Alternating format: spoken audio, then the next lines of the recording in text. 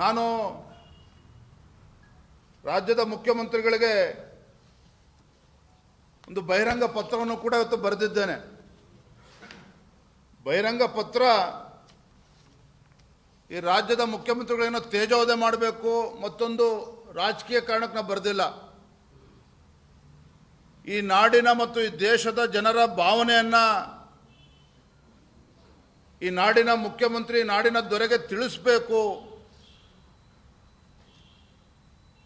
ಅನ್ನುವ ಉದ್ದೇಶ ಇಟ್ಕೊಂಡು ಅವರ ಭಾವನೆಗಳನ್ನು ಪ್ರತಿನಿಧಿಸುವಂಥ ಕೆಲಸ ಈ ಪತ್ರದ ಮುಖೇನ ನಾನು ಮಾಡಿದ್ದೇನೆ.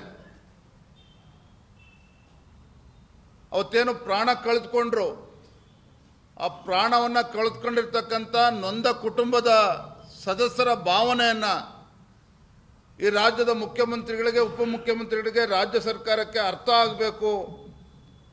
ಈ ನಿಟ್ಟಿನಲ್ಲಿ ನಾನು ಪತ್ರವನ್ನು ಇವತ್ತು ಬರೆದಿದ್ದೇನೆ ರಾಜ್ಯದ ಮುಖ್ಯಮಂತ್ರಿಗಳಿಗೆ.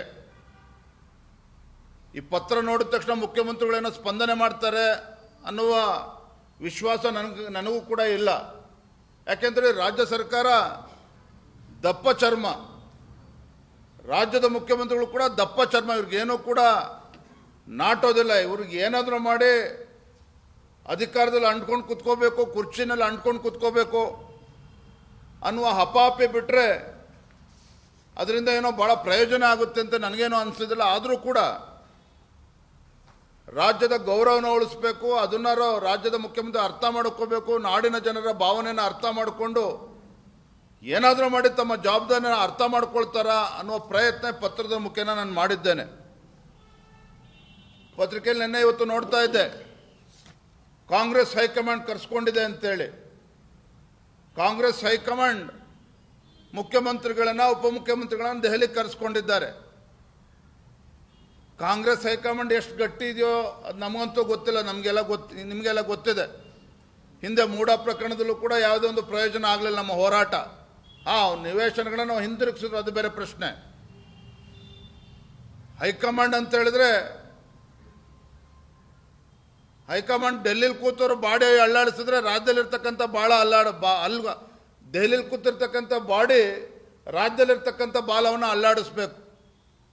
ಅದು ನಮ್ಮ ಕರ್ನಾಟಕದಲ್ಲಿ ಕಾಂಗ್ರೆಸ್ ಸರ್ಕಾರ ಬಂದ ಮೇಲೆ, ಸಿದ್ದರಾಮಯ್ಯನವರು ಮುಖ್ಯಮಂತ್ರಿಗಳಾದಮೇಲೆ ಬಾಲ ಅಲ್ಲಾಡಿಸೋದಲ್ಲ, ಇವರೇ ಅಲ್ಲಿ ಬಾಡಿನ ಅಲ್ಲಾಡಿಸ್ತಾರೆ. ಅಷ್ಟು ಶಕ್ತಿಯುತವಾಗಿ ರಾಜ್ಯದಲ್ಲಿ ಇವರು ಜೆಂಡಾ ಊರ್ಕೊಂಡಿದ್ದಾರೆ.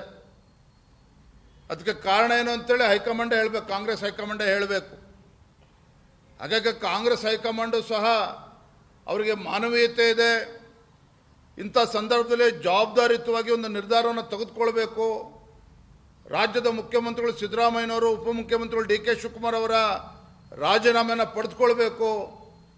ಗೃಹ ಸಚಿವರು ಕೂಡ ಜವಾಬ್ದಾರಿ ಹೊರಿಸಬೇಕು. ಈ ಯಾವ ಭಾವನೆಗಳು ಕೂಡ ಕಾಂಗ್ರೆಸ್ ಪಕ್ಷದ ದೆಹಲಿಯಲ್ಲಿರ್ತಕ್ಕಂಥ ಹೈಕಮಾಂಡ್ಗೆ ಇದೆ ಅಂಥೇಳಿ ನಮಗಂತೂ ಅನಿಸೋದಿಲ್ಲ.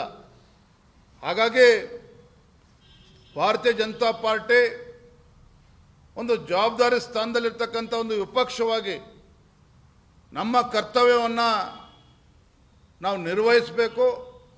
ನಮ್ಮ ಜವಾಬ್ದಾರಿ, ನಮ್ಮ ಕರ್ತವ್ಯವನ್ನು ನಿರ್ವಹಿಸೋದು ಅಷ್ಟೇ ಅಲ್ಲ, ಇಂಥ ಒಂದು ಜನವಿರೋಧಿ, ದುಷ್ಟ ಭ್ರಷ್ಟ ಜನವಿರೋಧಿ ಕಾಂಗ್ರೆಸ್ ಸರ್ಕಾರ,